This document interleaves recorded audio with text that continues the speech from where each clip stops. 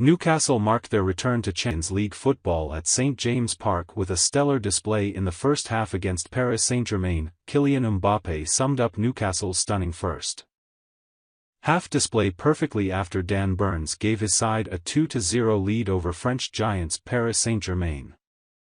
Newcastle fans saw their 20-year wait for Champions League football to return to St James' Park come to an end on Wednesday night. Their first European night since 2003 was always going to be special.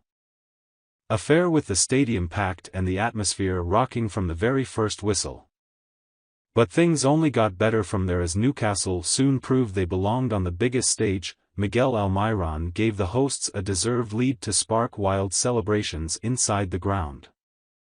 PSG were unable to get going as the Tyneside outfit continued to press forward for a second and local lad Burns popped up to make it 2-0 for Newcastle after a long VAR check.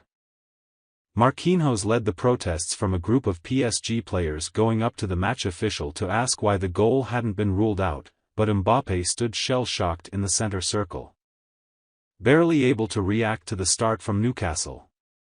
He had a similar reaction to Newcastle's first goal with Mbappe stood looking at his side's defense with his arms out wide. It's the kind of reaction many players have experienced visiting St James' Park over the past 18 months with Eddie Howe turning the place back into a fortress.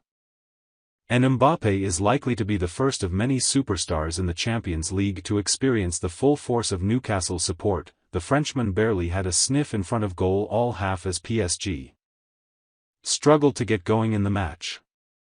It's been a different story for the attacker in League One this season as he's scored 7 goals in 7 league matches, and Mbappe also got PSG off and running in their Champions League opener against Borussia Dortmund last month.